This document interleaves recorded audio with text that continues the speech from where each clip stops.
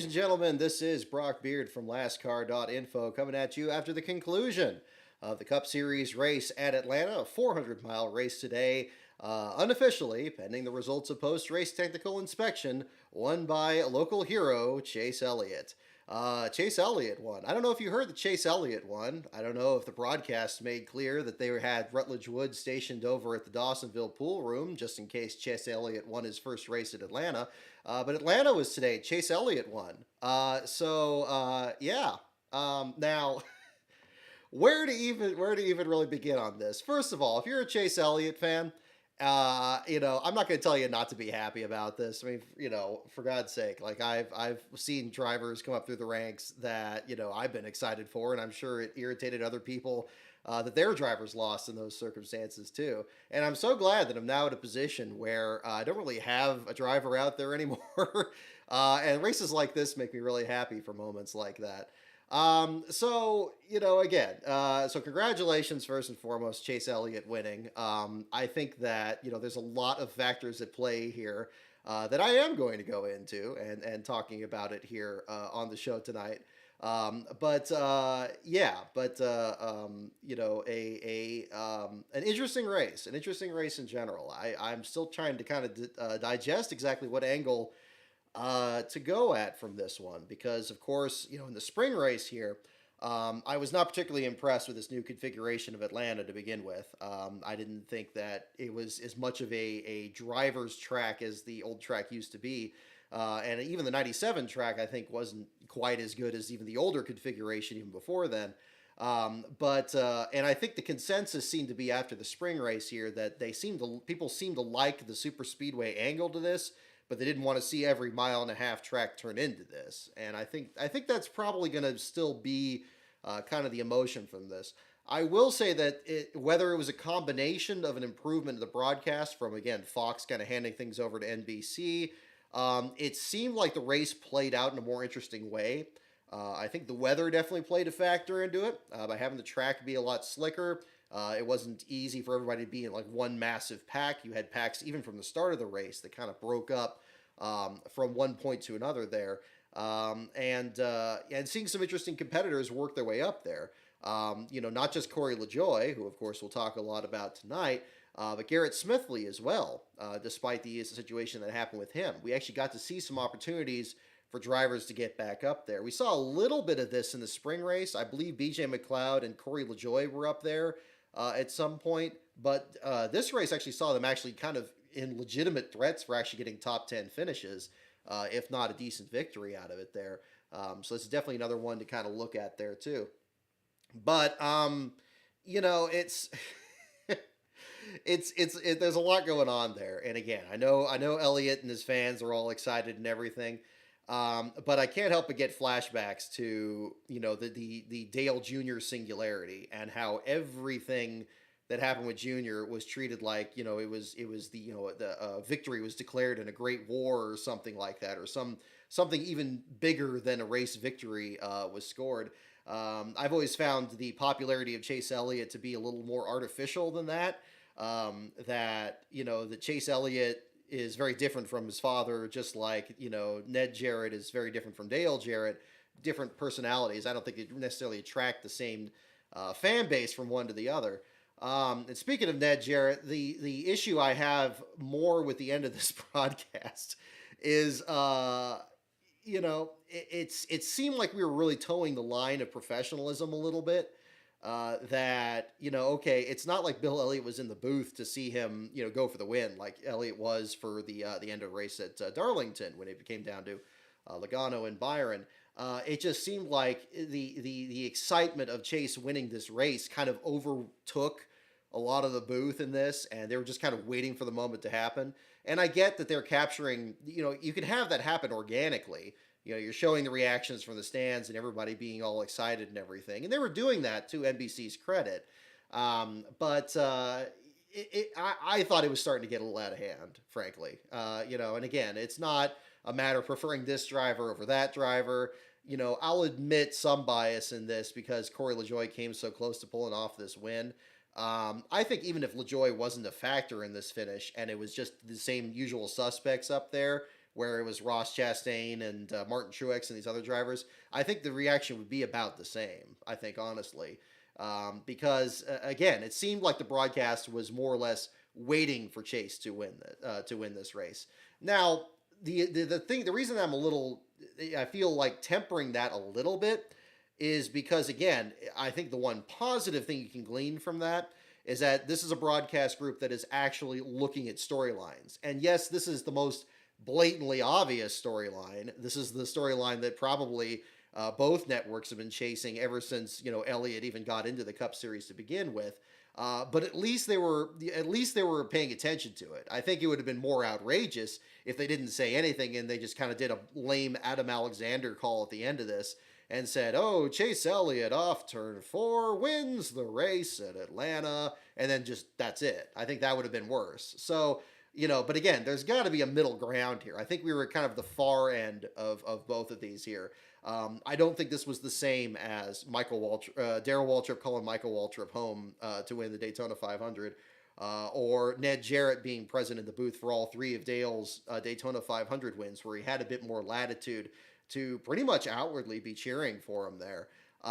But again, and this was mentioned actually by somebody on Twitter there earlier, you got a lot of people in the booth that have ties with Hendrick Motorsports and with Chevrolet.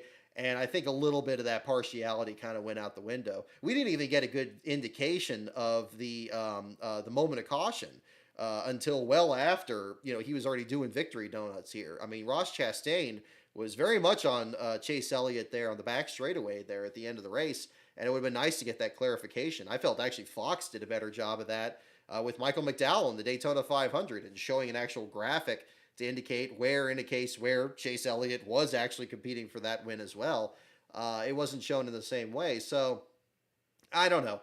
I'm glad that they took some efforts to highlight a storyline, but I'm almost not willing to kind of move the needle in terms of a grading scale on this because it's Chase Elliott and it's what they would have done anyway. I don't think it was too much more in that sense there.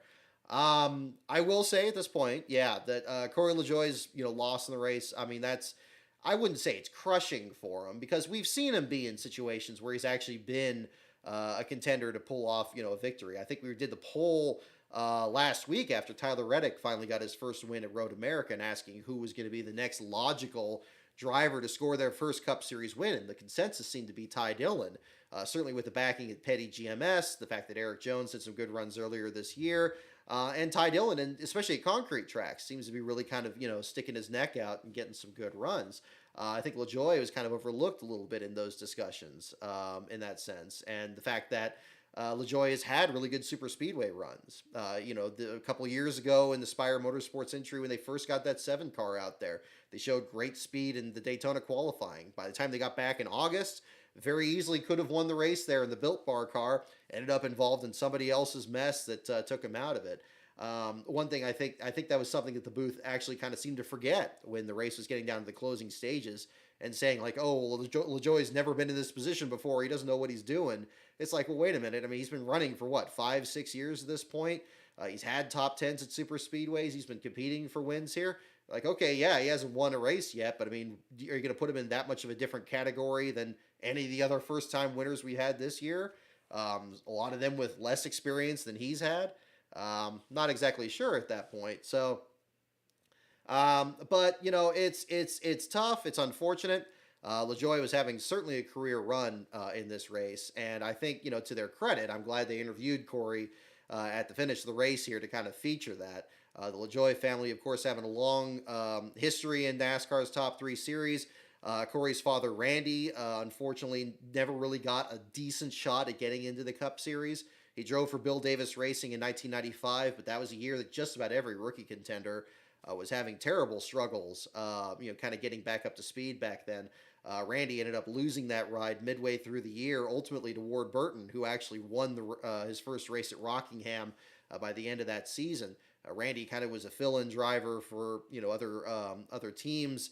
Hendrick Motorsports after Ricky Craven was injured. And this is all, of course, very separate from, of course, Randy's tremendous successes in the Xfinity Series with the championships, wins at Daytona, and everything in that sense, too. So, but again, I think that having that success in Cup for the LaJoie family It's coming. And I think this is another certainly positive indicator that they're going to be at that point. Whether it's going to be at a super speedway or not, that remains to be seen. But I think he's certainly made a good statement for himself as another driver that's going to be a contender coming up from one race to the next. So we're going to find out there. But yeah, unfortunately, incident at the end of the race there. It seemed like, LaJoie had a big shove there from Eric Jones on the white flag. Looked like he had one of two options. He probably could have chased Elliott all the way down to the apron. Elliott was kind of making towards the inside a little bit. It seemed like that was after the point that LaJoie was kind of cutting to the right and trying the high lane. That was a bit of a desperation move. Not sure if it was going to quite work. But Chase Elliott definitely did come up, and there was and he was up there just in time for Corey to run in the back of him there. And at that point, what are you going to do? You're going to slow down on the last lap of a race? Pretty unlikely. And that was ultimately what happened. And unfortunately, the one thing that's going to be a big problem if he is going to hope to get a super speedway win is now probably his best super speedway car of the next gen cars he has significant damage on it. Hopefully, they're going to be able to fix it in some shape or form before August for Daytona. But who knows? Who knows? With the limited stock of these cars that these teams have, it's a difficult situation. But again, I think one thing that and again, it's unfortunate that these things get lost because people will look at these results years down the road and see the 7 car back in 21st place and just be like, oh well, that run's not really worth mentioning. But the fact that Corey had 2 last place finishes this year, he had that very hard hit at Phoenix, which was under bizarre circumstances with a possible issue with the right front wheel. He had the last place run at Gateway where he had an engine problem there, and then missed the start of last week's race at Road America with mechanical issues. And they were right to say that they actually had a lot of Hendrick support to the 7 car as well. Actually, from our own William Saki, when he was doing his coverage last week, showing Chad Knaus among the other people that were actually trying to help him get back out there, which they did ultimately do. Another positive that you could look at too. I know that super speedway racing is kind of viewed in a sense that it's kind of like just a complete crapshoot. And, Atlanta has certainly kind of made a case that, it certainly could be. But at the same time, I mean, so much was kind of unpredictable in this race too. You still got to navigate all those problems at the same time there. And I think there's some natural skill there too. So almost had another first time winner today, but we'll find out. Wouldn't have been the first win for Spire Motorsports, of course, because they won with Justin Haley at Daytona a couple of years ago, that famous lightning hold race there. But again, I think another positive indicator, and I was very impressed with how Corey handled himself in that interview, because I think that could have gone a very different direction very easily. But Chase Elliott, your race winner. Ross Chastain overcoming some damage, and what seemed to be another continuation of the conflict there with Denny Hamlin. Certainly the incident off of turn 4 in the closing stages of the race there. Ross overcoming that to finish in the runner-up spot just as he had in the spring race. It's interesting, again, talking about the photo finish or the moment of caution here. It shows Chase Elliott and Ross Chastain separated by 81 thousandths of a second here. But of course, the official race results will indicate this will be a finish under caution since the incident. Apparently, the moment of caution was when the both of them were on the back straightaway there. Third place unofficially to Austin Cindric. Fourth to Eric Jones. Fifth to Ryan Blaney. Sixth place to Daniel Suarez. Seventh to Justin Haley. Eric Almirola in the 8th spot. Cole Custer in 9th. Good to see him have a good run after some bad luck of his own. And Harrison Burton with the top 10. Even led this race briefly.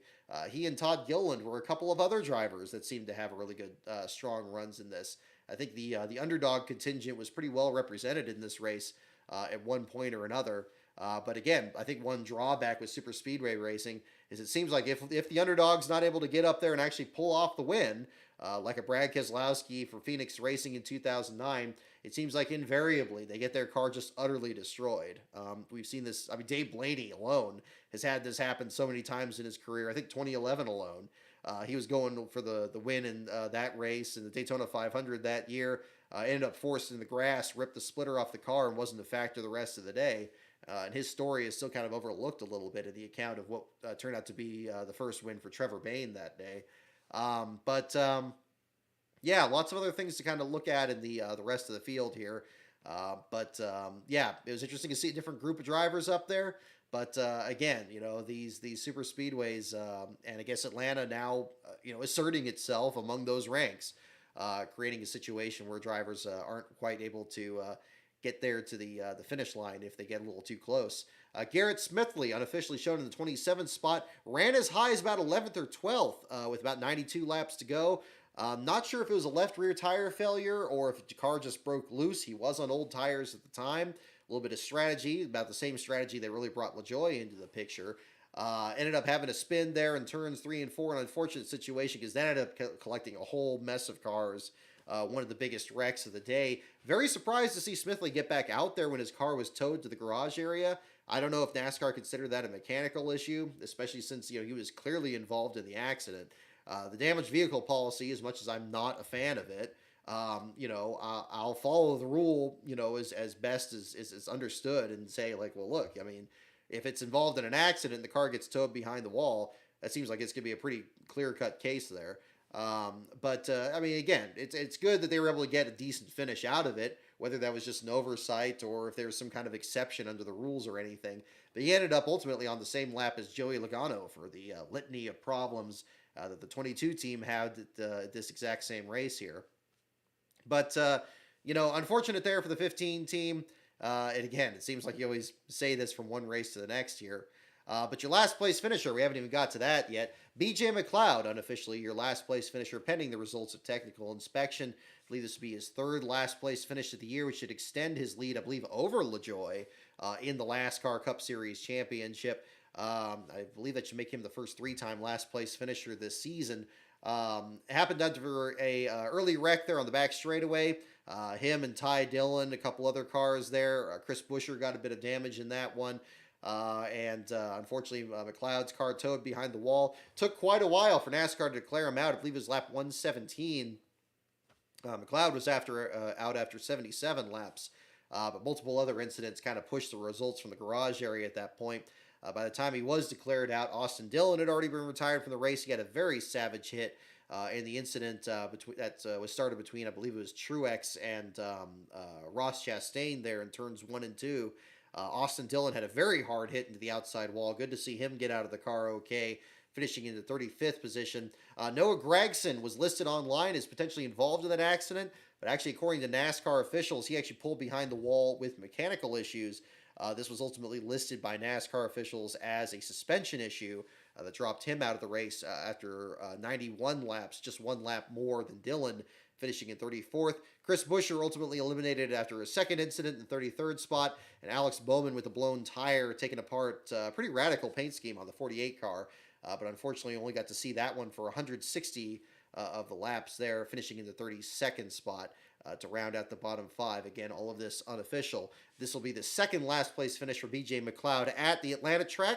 The first for him was as a sole team owner of the number 78 in 2020 when he was driving a super speedway car. Ironically, the car would probably still be able to run on this current configuration a lot better.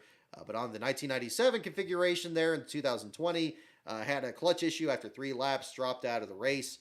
That was back during the season when you had nobody in the stands for that one during what was going on at that time. Noah Gragson, your 34th place finisher, mentioned him a second ago. He was actually your last place runner in the spring race here. It's unfortunate, again, not having a great run out there for the Kaulig injury. Again, it seems like it seems like the Super Speedway program, for their Cup program at least, is still kind of catching up, which is kind of surprising. Given how well they've been in the Xfinity Series, especially when Justin Haley driving the number 11 car for them all those years. It seemed like there were always fixtures there. I think their Cup program, at least with the next-gen car, they haven't quite been able to transfer that over. If memory serves, I think Daniel Hemrick was driving that car at Talladega, had an engine failure in the front of a pack of cars, and ended up triggering a big pile up in that one too. But that's definitely another one to look at the same time. More misfortune for Christopher Bell. He got Bubba Wallace's pit crew after the crew swap this week, and then wouldn't you know, the left rear wheel comes right off the thing in a late race stop. Terrible break there for the 20 team, and really, Cliff Daniels, the crew chief for Kyle Larson, had the statement earlier, I believe it was this week or last week, talking about just how ridiculous NASCAR's penalty has become, where it's created a situation where these loose wheels are becoming more common.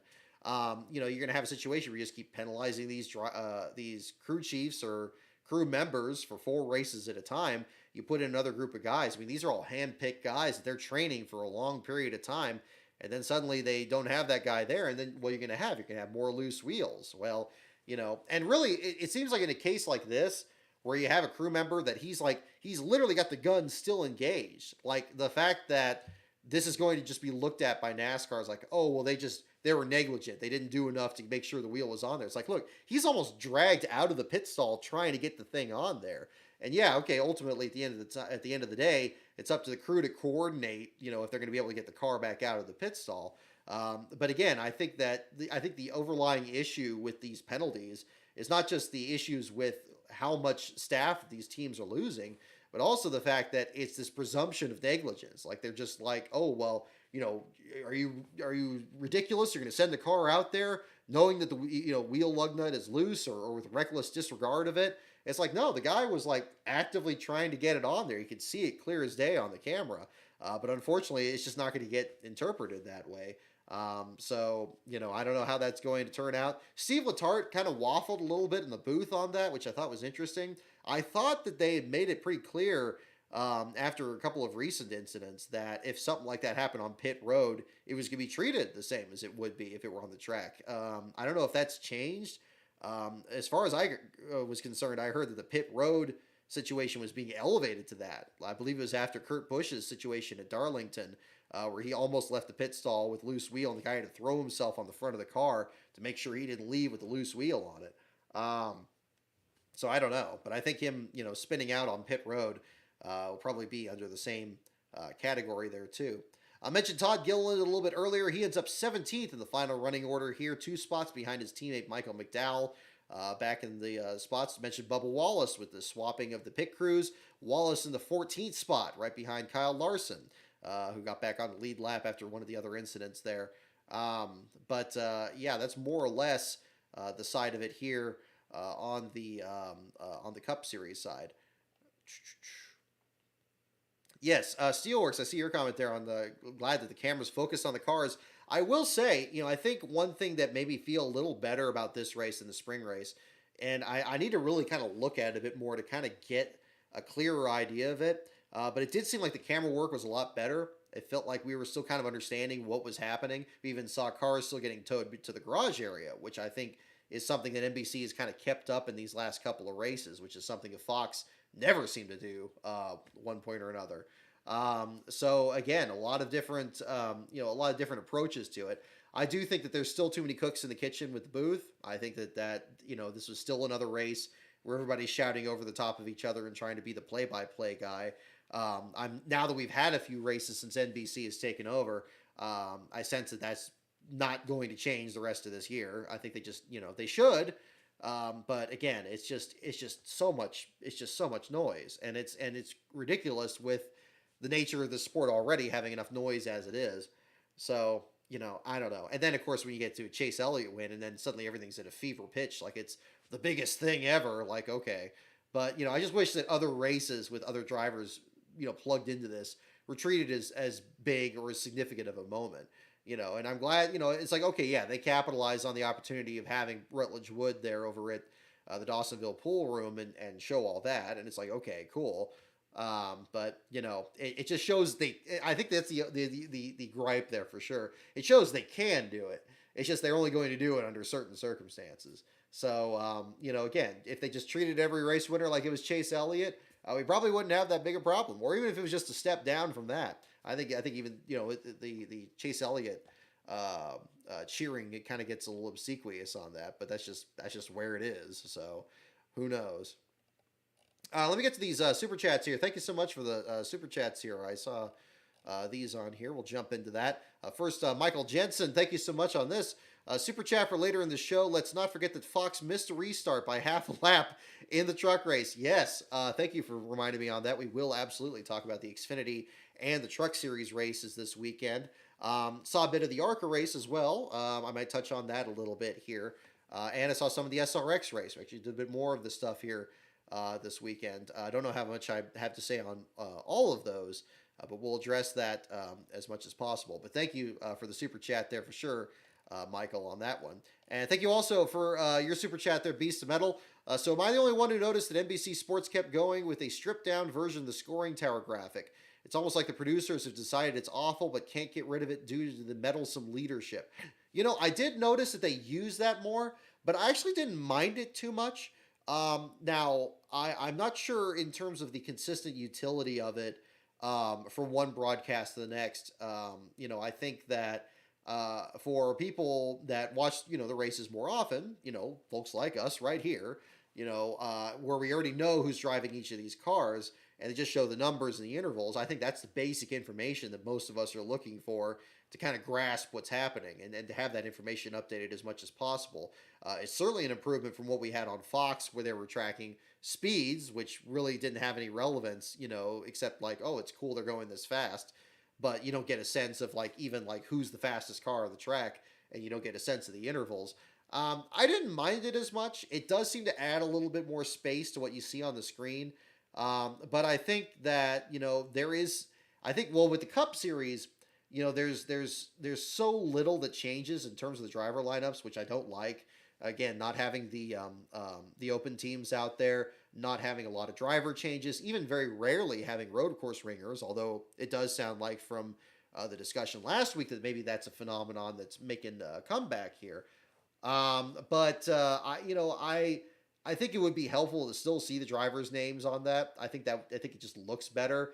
But when it gets down to the end of the race, I guess maybe what you could do is you could presume that people have watched the race up to that point and that they become familiar with drivers' names by that point. They don't need to be reminded of them by the end, and you can just show the numbers on the screen. Maybe just have it be like that, where it's shown more at the closing stages of the race. I wouldn't mind that as much. It kind of reminds me of what Fox did, I think, in 2010, where they had a really neat graphic on the last lap of the race. A big white flag thing would show at the top, and it would just show the top 5 drivers and where they were running. And I thought that was pretty cool. So if it's something like that, again, something that's responsive to the rhythm of the race and it's kind of indicating, who's where and boiling the information down. I would even excuse it to the point where they don't show the bottom of the field anymore, because especially if you have a race where maybe there's 36 starters and 8 of them are already out of the race already, and their positions aren't going to change. That would be kind of different. But I didn't mind it as much. I don't know if it was a different view. On the I'm seeing some comments here about the international feed. I'm not familiar with that. But if it looks different in that situation, but I didn't mind it as much. I thought it was okay. I thought it didn't seem like something where I had to kind of. I felt like I could still just kind of glance at it because they had the car numbers and everything, and they kind of use more or less the style of the car numbers as they appear. So that seems to kind of work okay. I didn't mind that too much. But I wouldn't recommend it to be an out-and-out replacement for it. I think especially in the first half of the race, maybe kind of switch it up for either the start of the third stage or maybe after the last fuel stop or something. I don't know. But, it's a good question, Beast of Metal, because I mean, it may be an issue, that's worth talking about too. Let's see here. But, generally, yeah, I think the race itself was I felt much more captivated and much less angry than I did back in the March races. I'll tell you that. Even with the Xfinity race too. As much as I don't think the Xfinity race was particularly good, I'll certainly get into that. It was definitely missing elements of other things that were going on. But that's another one to kind of talk about too. Let me see here. Let me get to our other results. Okay, yeah, I'm sure I've already blown up my Twitter feed here. People are mad. Oh my goodness. Well, again, there's a lot of Chase Elliott fans out there. Come on. He'll finish last one of these days again. I'll have to write one of these today too. So I actually had to write about him finishing last at Phoenix not too long ago. So that happens. But yeah, there's that aspect too. But that's okay. Look, I stand by it. I thought what NBC was doing was getting ridiculous. And I mentioned this earlier in the broadcast when they were doing, they had the show about, what was it? The bartender show, and they had Dale Jr. in the car, and it's like, okay, yeah, it's under caution. You could do something goofy. and you're going to do a promotion for this show, but then they don't even talk about the show. I mean, there's this other person on Twitter, and I appreciate her bringing this up because I think that even she, pointed this out. It's like, that there was an issue with that segment where they mentioned the show offhand, or I assume it's a show, maybe it's a wrestling move, or I don't even know what it was, but this bartender thing, and it's like, well, you're not going to use this as an opportunity to promote the show. I mean, there's all these ads for Austin Dillon's cringy looking reality show here. Why don't we do something with this? But instead they kind of start spoofing off. They're talking about doing wrestling moves, and it's like, oh, we're gonna get you in here, and we're gonna get you in here, and you're gonna be wrestling, and you're gonna be wrestling. It's like, whoa, hang on, hang on. That was the point where I'm like, okay, we're getting a little bit silly here. Like, reel it in. If you had somebody in the booth that was a no nonsense Bob Jenkins, Eli Gold, even Mike Joy, really, I think he rides herd on this, pretty well, especially further back. Somebody like that would just kind of keep that in check a little bit, like saying, okay, let's, we're having fun here, but let's kind of get back to what's happening on the track here, or let's get back to this. I think it's another degree of separation where you're doing this deliberately goofy segment that's supposed to promote a show, and you're not even talking about the show. It's like, what are you doing? So I don't know. I thought it was just nuts, and yeah, and if I were more of a more obliged to ignore very clear details in this. Obviously, the key one, of course, being that nobody would know who was going to win this race in advance. All this, tremendous amount of focus on Chase Elliott made it seem like they knew who was going to win this race, but clearly that wasn't the case. Clearly this was just a situation. But they kind of made it seem like they just had all this other stuff together, and it's like, oh, this will be great. We'll have Rutledge Wood in the Dawsonville pool room, and it's the Atlanta race, and it's the last one they're going to do this year. It's the only time the NBC covers it. Next spring Fox will have it, and I guess they'll do their own Chase Elliott segment if he doesn't win this one. But it was magnitudes more than Ned Jarrett calling Dale Jarrett home. It was magnitudes more than Michael Waltrip being called home by Darrell Waltrip. This didn't even have a family relationship. And everybody was just like, oh my God, like, I mean, it's like they all had money put on it or something. It was absurd. I wouldn't say it was the most unprofessional thing. I think the spring races in Atlanta were very much more clear examples of that, especially the Xfinity Series race. I thought that was downright, reprehensible, honestly, in terms of how they were putting it on. I just think that I think in this case here, they were just kind of letting the excitement get to them a little too easily, and a little bit of the mask slipped there. I'm not going to say that that's the worst thing that ever happens. I'm not going to say it's entirely inexcusable, because okay, yeah, they all have their connections and stuff with them and all that. But I'm not going to pretend it didn't happen either. I think it was a little too much, and I'm going to say that, and I stand by that. So people don't like it, that's for them to deal with, and they can say it on their shows. So anyway, on to the Xfinity Series race here. Honestly, with the broadcast for the Xfinity Series race, I thought it was noticeably better. I was kind of paying attention to the ends of the stages because I know that was something I hit on big time in the broadcast problems video, the third episode there, that they had multiple camera shots because they were just so dependent on the cars just speeding by the camera and the camera moving, and they had to keep switching camera positions. So you had like 4 or 5 cuts from the back straightaway to the start finish line. And then ultimately the cars just disappear from view, so you don't get a good view of it. And the broadcast call kind of stinks too because they can't get coordinated either. I felt like in this one, even with the same drivers, like Josh Berry was a stage winner in both of these. I thought they did a much better job. It seemed like they only had about 2 cuts. The cars were still going by very quickly. But I never got a sense of just like, they're spamming the same angle over and over again. And I felt like they were at least understanding what was happening. And they were featuring, who the stage winner was, and they were decently enough engaged in who was actually trying to get the stage win. So I thought that was better. I thought the way, it did, I think it did a little bit less in terms of featuring other drivers through the field. At least that's how it felt to me. I think Sage Karam's incident, for example, his engine problems, they didn't show him at all. The back of the field was just as invisible as it was for a lot of FS1 Xfinity races with Adam Alexander and that group there.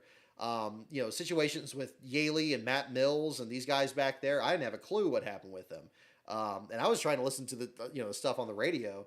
And of course the radio wasn't working for the first part of the race, which wasn't good either, but that was due to other problems, not to blame for NBC or USA in this case. But yeah, there were some things that just happened like well out of view. I like that I like that they responded to other incidents, like Brandon Brown's wreck, for example. The fact that he was having a good run, I believe Dale Jr. was on the call for that when that incident happened, and like bringing it up within the context of this, showing that again he's had good super speedway runs. Of course, he's had the win at Talladega before that, but good things to certainly talk about. One thing I thought that would have been helpful to talk about at the end of this race was the second pack that was trying to catch the leaders. There was a lot of shuffling that was going on. We saw little glimpses of it. Anthony Alfredo and Ryan Sieg were the drivers that were trying to kind of get this pack going so they can catch the leaders. But just all but what it all came down to was the finish that was pretty lackluster. You can't really blame it too much on any one driver or anything like that. It's just the same thing that we've seen in so many other super speedway races in the past with the Gen 6 car. Everybody just waits and waits and waits, and they wait till the last lap, and then nobody can get out of line, and nobody can challenge it, and Austin Hill just wins the race pretty much unopposed. And that's pretty much what happened.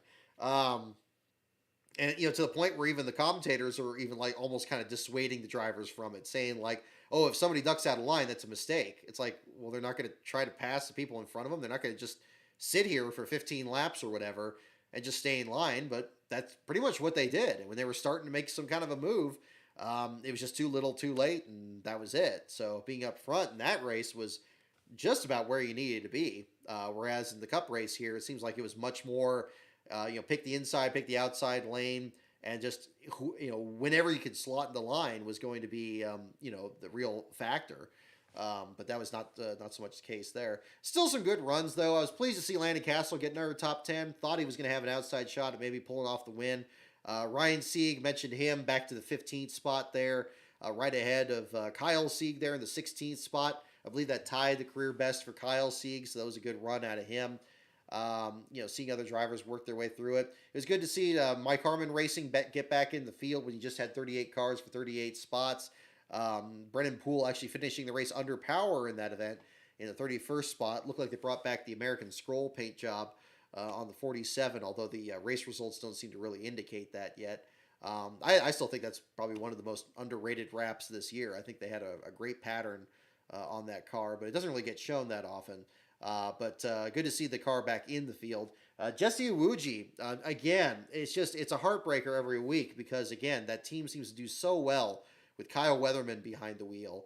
And they get some great performances in there. That 12th place run at Darlington. And Jesse Iwuji is a great guy. He's certainly put together a great team. Not everybody can, start a team these days, especially nowadays. You get an investor like Emmett Smith on board. You get these sponsors out there. And I know he wants to race. I know he wants to do it as much as he can. But he's just constantly having problems. Had the wreck on lap 2 of the race. And then ended up well back in the order, finishing in 32nd spot, last car under power.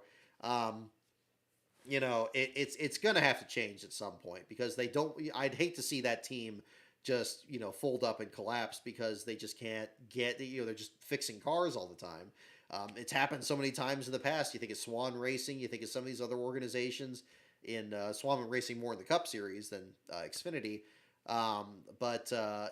It's something that just they need to really kind of take a step back, and look at things going down the line. Hopefully we'll see Weatherman back in the car in New Hampshire. I don't know, but it's a tough call. I think Iwuji likes these super speedway races and just want to go out there and see what he can do. Some difficult decisions are going to have to be made there, I think, if they're going to keep that team operating at that point. Josh Williams was a factor in the last place battle at the beginning of that race. He actually dropped behind a lot of the other competitors. We've seen this a lot with BJ McLeod's team, where they tend to usually put their cars at the very back of the field in the super speedway races, even if they qualify like mid-pack, trying to run as conservative as possible, I would assume, and make sure they don't trash a lot of equipment. In this case, unfortunately, one of them did have engine failures with Matt Mills in 37th spot. But Josh Williams recovering to get a 25th place finish there. Last car, one lap down in the running order there. Then, of course, with BJ's last place run in the Cup Series race today, difficult stretch for those guys. But Sage Karam, I got to talk a bit more about his IndyCar career. and his, of course, him being a big storyline coming after the Road America race there, of course, with the situation there, the Alpha Prime Racing effort. Unfortunate to see him out of the race early. Again, had issues with the radio during the beginning part of it there, so I wasn't listening to a lot of the traffic. But I want to say a big thanks to everybody at the track there. It was taking pictures of the cars and sending information in there, made writing the article a lot easier. So big thanks to everyone out there on that, and even more so in the Truck Series race as well, because I think we had an outstanding Truck Series race earlier in the weekend here as well. So Jeffrey Earnhardt was another one in the Xfinity race. It seemed like he was going to have another good run there, kind of building on his runner-up finish at Talladega, even though that was with a different team. The Sam Hunt racing effort, they're really unpredictable. They're kind of a snake in the grass out there in terms of getting a really good run out there. Unfortunately, it wasn't quite the situation for him here. Ended up finishing back at the order, showing in the 19th position. But I definitely want to jump into the Truck Series race here. So a couple of storylines here that continued during this event here. And again, a big thanks to everyone, again, that was sending pictures. Got even more content from this one, from a lot of fans and viewers at the track there, from both ends of the field. First and foremost, have to offer my tremendous congratulations to Parker Kligerman on the victory, the Charlie Henderson and the Henderson Motorsports effort. Team that's been around NASCAR for as long as I've been around. I mean, good 40 years at least between the top three series, predominantly in the Xfinity series, that famous Food Country USA machine, the number 75 that they've run for that entire time. They found a great home for themselves in the Truck Series. Parker won for them at Talladega in 2017. But Parker has always been a great road course driver at the same time. He had that run for Precision Performance Racing a few years ago at Road America, I believe it was. That old 46 car that Quinn Houff got his start in. Had a one-off race in that, got a great run out there. At Sears Point earlier this year in the Truck Series race, had a good top 5 run going in that one as well, which is the furthest west that team's ever been. They've never been further west than Las Vegas before. Fantastic effort for them to do, on that situation there at the same time. But congratulations to Kligerman, and congratulations to Zane Smith as well. It's been said a lot already. That one-on-one battle between Kligerman and Zane Smith was some of the best road course racing I've seen in quite a while. And I've seen a lot of it, especially over at the Sears Point track, but especially among NASCAR here, and especially in these trucks, which, the Truck Series has kind of been getting a bad rap in these last few weeks. It's just being kind of a demolition derby, kind of getting kind of more the ARCA label. From a lot of the wrecks and so forth. And we did have a fair share of that, in the race itself. But I thought those two put on a clinic out there. It would have been equally okay for either of those teams to win. And then the raw emotion from the Henderson team when Kligerman won. The radio traffic there was just tremendous. So a huge effort there for Parker. You know how much it meant to him there. And I know Parker and I have had our disagreements, especially on the nature of broadcasts. But again, I think he does a tremendous job out there for his career. And for him to say, in his interview, thinking that at one point he thought his racing career was over, that he'd only be in the booth, and that he got this ride with the Henderson team and they want to go full time, and hopefully sometime they're able to do so because they've been absolute contenders whenever they get out there. Bristol Dirt Race, even, they were having good runs. It's huge. It's huge for those guys. And I thought the broadcast, for once, captured it really well. It captured it well. And I think the biggest reason for that was the fact that you had Andy Lally in the booth. Andy was excellent, and he always has been. He's done great broadcast calls for other races, and of course he's been a great driver out there when he's been able to drive. I think he's very much in Parker's similar situation. His even more extension of an extent in a road course racing background, of course. Again, a great commentary kind of describing the offensive line and the defensive line, the braking patterns, the way that they were kind of dissecting what was happening between the 75 and the 38 at the end. It really made the battle that much more exciting. And we saw a lot of drivers that were able to be like contenders for the lead and then drop off at the same time. It wasn't just something that was ignored. When Corey Heim was going for a top 3 spot, he was actually challenging the top 2 drivers, and then suddenly his truck broke down. It wasn't just like, something that falls off the screen, and then maybe they'll be like, what happened to the 51? That was an old Fox approach. This one, even with the remote approach from the booth, which I still don't like because, you need to have people actually there, not just the pit reporters, but get the actual booth there. I thought they were doing a good job, and I think most of that again was Lally. I think that Phil Parsons, I don't really have a big gripe with him, but Vince Welch is just not the most attentive with his play by play. I've already said plenty about that before. But yeah, I think that was really engaging broadcast, a really exciting race. I found myself engaged through the entire thing. And luckily the weather held off, so we didn't have a big issue like we had in the ARCA race. Although thought the way that they handled the weather was pretty exciting too. But a lot of positives to glean from that. At the same time, however, there were, of course, negatives, and that's at the bottom half of the field. Once again, G2G Racing being the feature for our last car feature for the Truck Series. And this time around, some kind of issue with like a wire that, had grounded off on something under the hood. The exact same truck that was at Sears Point, the exact same one that Stephen Parsons climbed aboard. And they had the problem with the oil cooler and the whole engine covered with oil and dropping out in the first laps. 9 laps into this race, the engine lets go. And, 2 times they were sluggish on the track. I heard from one fan at the track that there was actually the PA announcer was actually commenting on how slow the 46 was going and kind of urging him to kind of get off the track, which he ultimately did. A terrible run there for the G2G effort. And I know Mason's, not going to be, too happy with what happened there. Not sure what his plan is coming up here. But, it's just strange. Just a really strange situation there.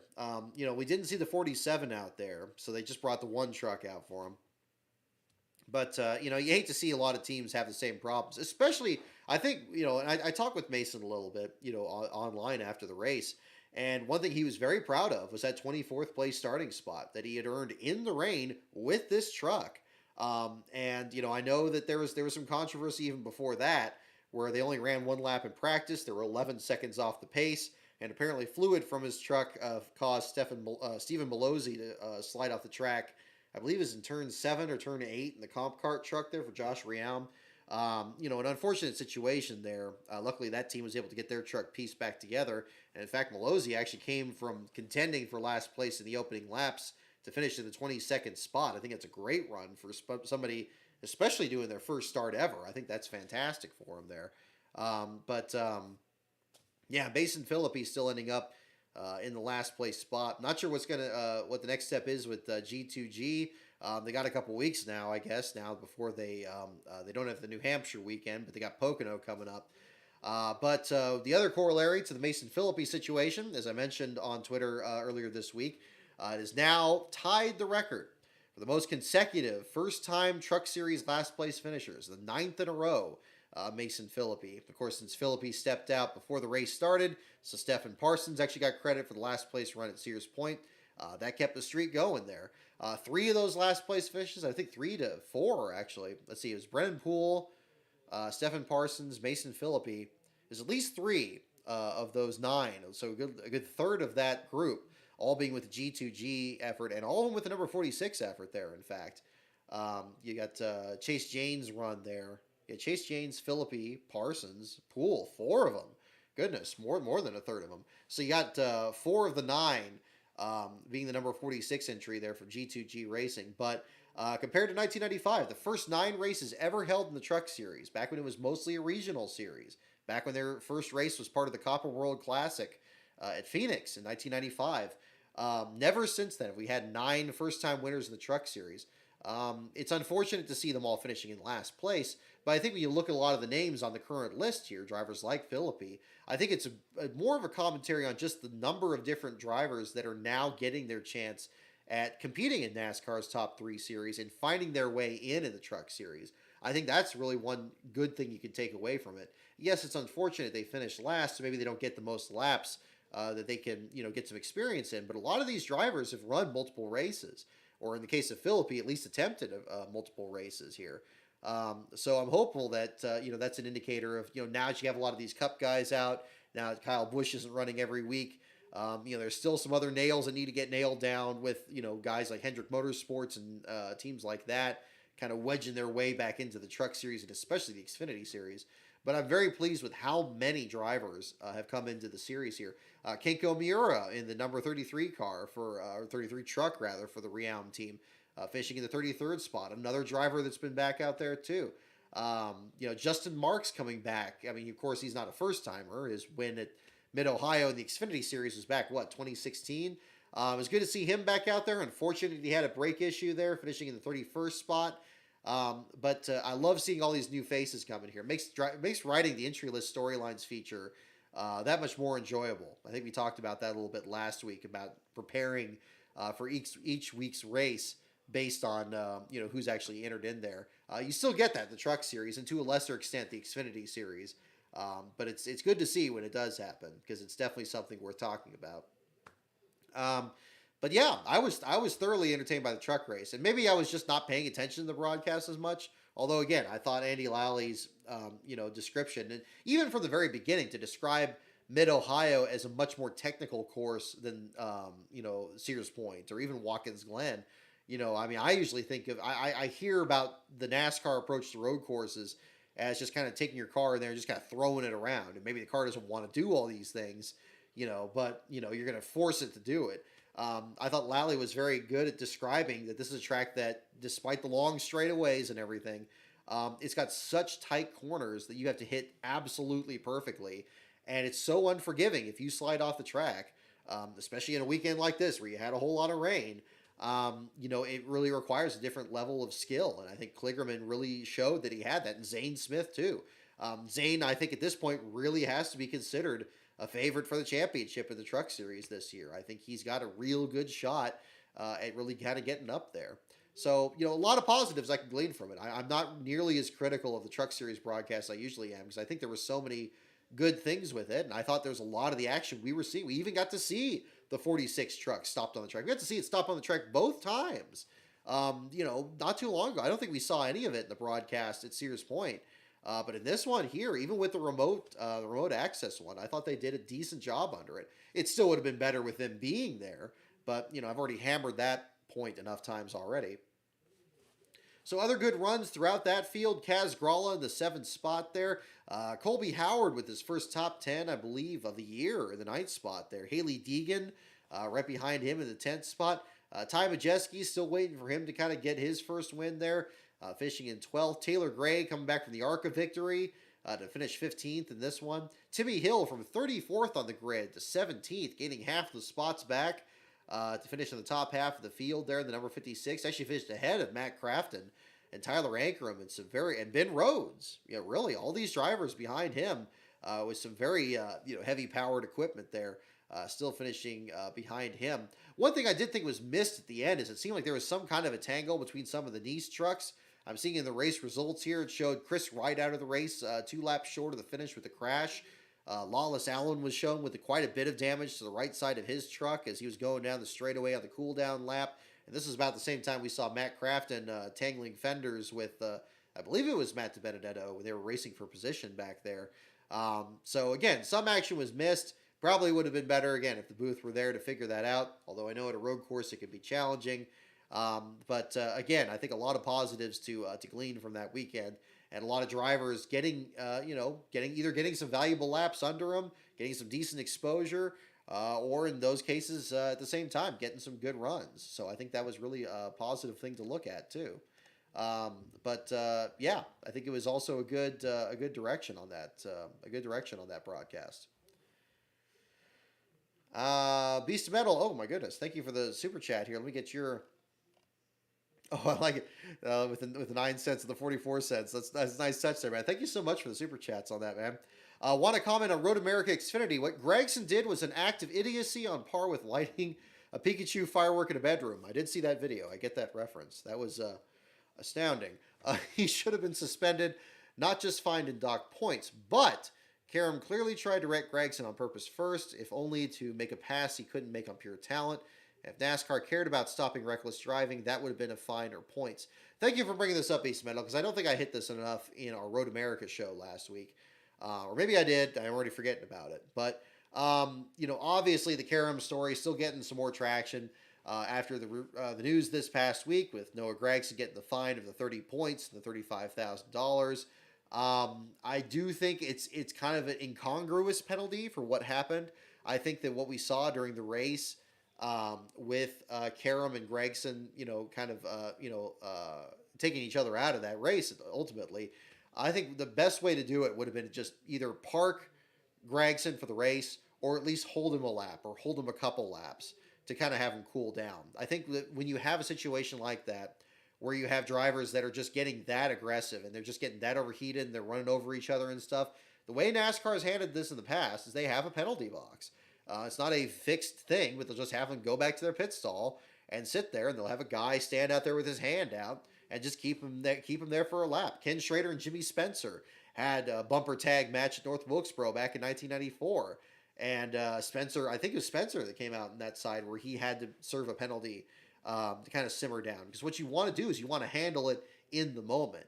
By not handling it in the moment and just kind of letting it go on, that was the unfortunate situation. Now, in the case of the Gregson situation, I agree with Beast of Metal. I think that we had two equally aggressive drivers, and I kind of, was thinking about, your point on this when I was writing Karam's article this week, because you look back at Karam's career, and he's had a lot of aggressive runs in the IndyCar series. Now, I think that the payoff for driving that aggressively is a bit different in IndyCar than it is in NASCAR. Whereas, maybe. You could kind of make a daring move, but you're not going to actually run into somebody that, everybody's going to be averse to actually touching wheels in IndyCar. But then in stock car racing, you're going to try to make that same move, but somebody's going to kind of lean into you or, bounce off you if you bounce off of them. It's clear from looking at the replay at Road America that both of them were running over each other. Both of them were. It was a tight battle for a top 10 spot. It was still very early. It was only 25 laps into the race. I know there aren't that many laps in Road America, but it wasn't the last lap. But both of them, they just seemed to just kind of get their fenders locked. And, they were kind of shoving each other off. Josh Berry was behind him, and he ran off in the dirt, too. He was kind of getting lost. I think it just had a situation where, it could have been that, they both just kind of run into each other. And maybe it just happened a little bit later. Maybe Gregson would have bumped Karam into a spin in the corner at the end of that straightaway, and we probably wouldn't have had any problem at all. Like Gregson, the cars would have at least been separated. Maybe at that point, NASCAR would have said, okay, well, look, you spun him out. Clearly, you're getting too aggressive. We got to bring you in, park you for a lap. And I think that probably would have nipped it in the bud there. Unfortunately, what we had was, the two were just kind of running over each other more and more. And Gregson ultimately pulled that right-hand turn and took out the 45 car there. And you had a huge mess. And I think the fact that it was such a big mess, that you had a couple very hard hits. Luckily, nobody was seriously injured. There was that scary moment with Brandon Brown. But I think what I said in last week's show, it would have been preferable if you just had a situation where those two were able to keep running and keep racing each other hard the rest of the day and maybe not wreck each other, the whole time. That would have been the better situation.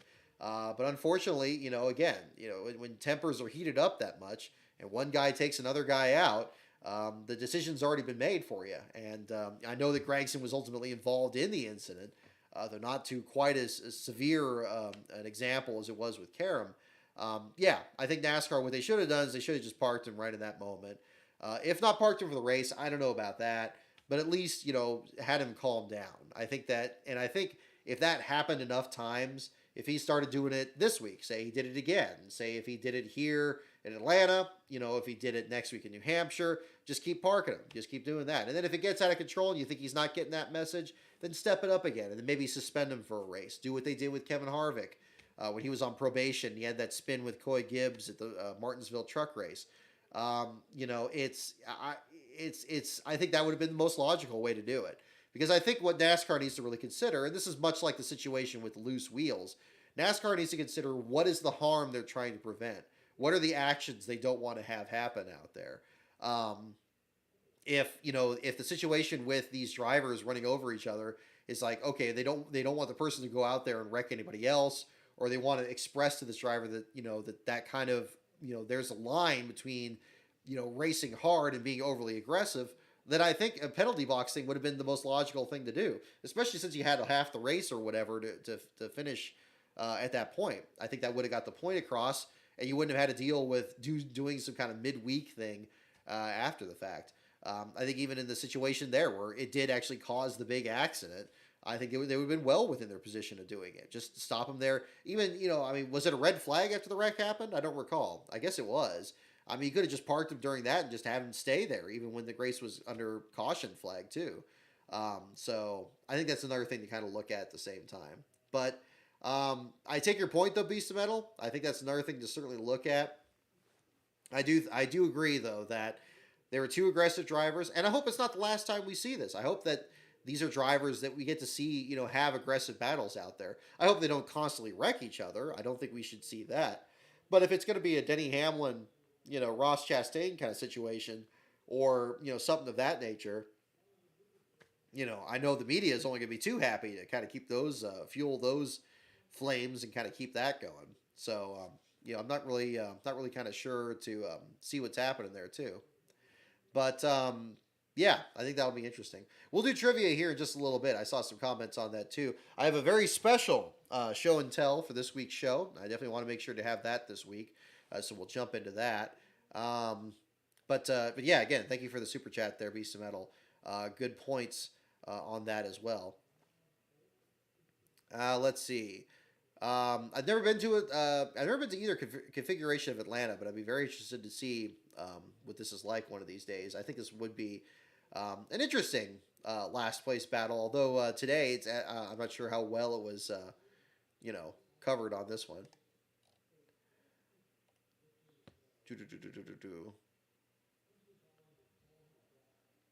Check that ratio: 360 likes, 28 comments. Okay, that's not too bad.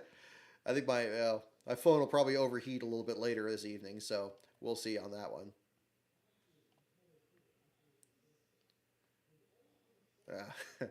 Alrighty. Okay, so we'll get into our trivia segment here. Oh, hang on. Live Fast Motorsports had a Twitter post here. Let me retweet this one.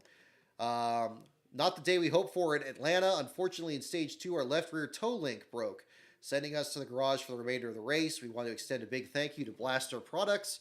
We appreciate all of your support. It explains it. Now, that's going to be the other thing, too. And McLeod's post here, the Live Fast Motorsports effort, brings up an interesting thing. We're starting to see we're starting to see teams, rather, being able to repair these toe links and send cars back out there. We saw that with Joey Logano today, who lost 3 laps, but apparently didn't have the crash clock expire. And we saw this with Denny Hamlin at Gateway before his situation with Ross Chastain. Both were very solid hits, especially with Logano, where he actually caught air. And both these teams getting back out there. I'd be very curious to know. It's too bad we're not covering a race here until October, because I'd love to be able to follow up on this to see if NASCAR's introduced a new version of the toe link, or if the teams have just figured out, like, to just have an extra one on hand and to know that to be able to fix it and replace it in less than those 6 minutes. I think the fact that it's not surprising that the big teams are being the ones to figure it out between Gibbs and Penske, whereas a team like Team Live Fast, they're ultimately knocked out of the race because they can't fix it. But I'm hopeful that it's a positive sign going forward. It would still be better if we had a part that just wasn't so easily broken. It's definitely the weakest spot on these cars. And I think in the long term, that can't be the case, because you still want to have close racing. You still want to have teams bounce off the walls and be able to keep going. And as far as we've seen, now, and again, I can't comment on this, for sure, but so far it seems like, how it's handled accidents has been okay in terms of how much the driver absorbs the impact. But we have seen some very hard hits, and, hopefully, it's good to see Austin Dillon get out of his car after what we had probably the hardest hit of today's race in that one. But yeah, I think that was a positive sign there to see what a lot of these teams be able to kind of figure that out from one race to the next. So that'll be another one to kind of look at there too. Doot. Alrighty.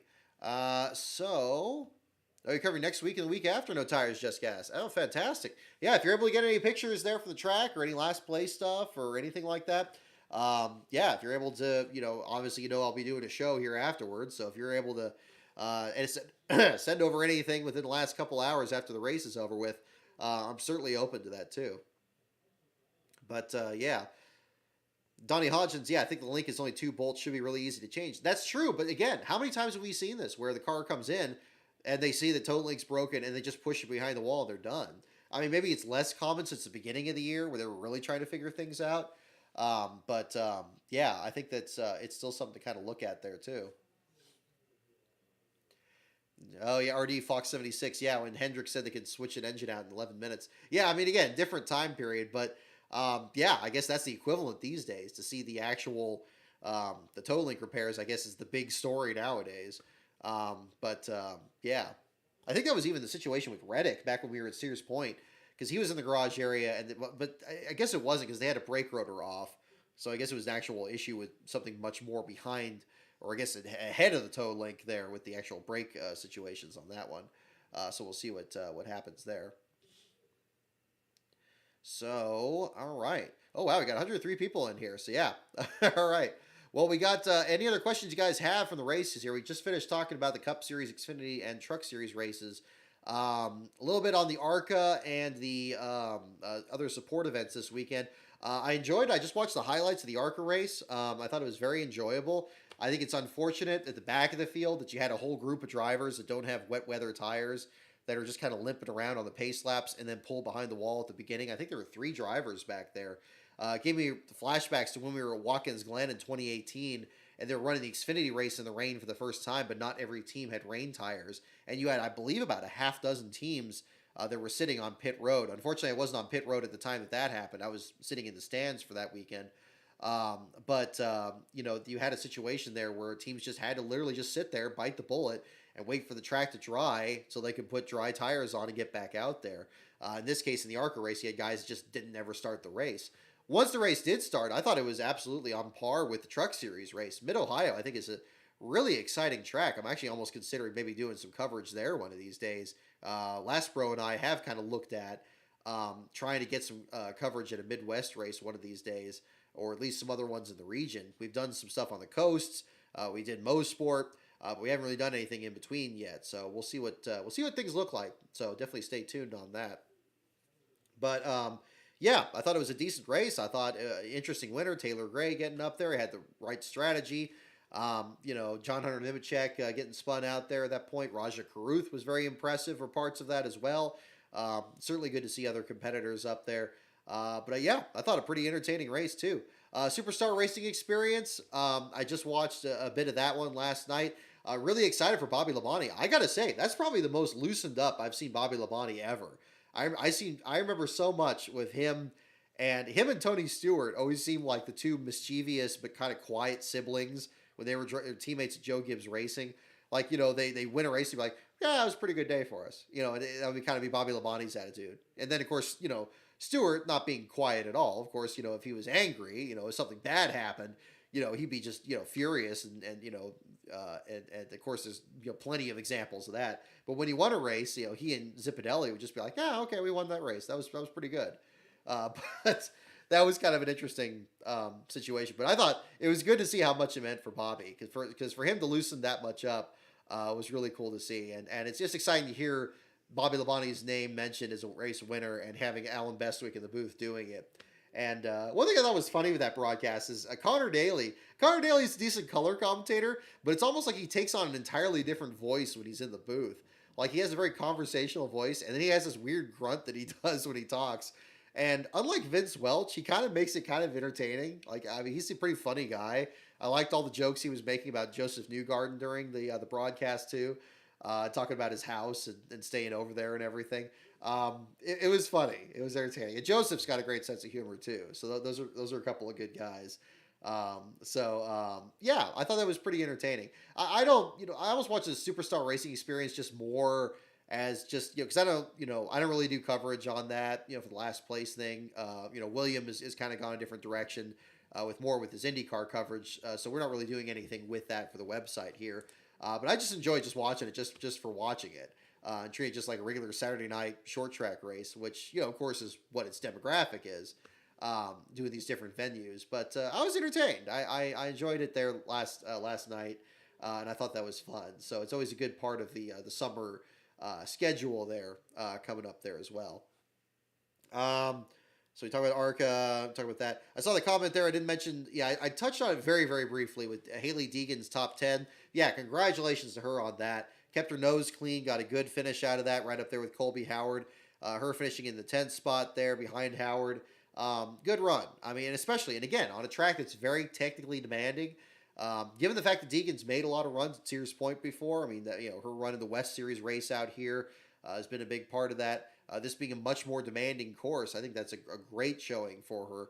Hopefully, helps out in the streak coming up here. I think it's also a good indicator of the David Gilliland effort, especially with Taylor Gray getting the ARCA victory and doing as well as he did during this weekend's race too. Hopefully, helps out. That tide's just kind of lifting all the boats there at the same time there too. But I think that's very exciting at the same time. So yeah, I really enjoyed Mid Ohio. I was middle of the ground, middle of the road on the Xfinity race at Atlanta, and the Cup race today wasn't bad. It wasn't bad. I thought that given I'm not a big fan of the new configuration. I think frankly they should go back to the old oval. Excuse me, the 1.522 mile oval. But I think that's I think it was handled about as well as it could be for what it is. And I think they took some good notes. Well, I'd like to believe they did. I'm sure they didn't. I don't think these broadcasts care the least about what some YouTuber has to say about how their broadcasts go.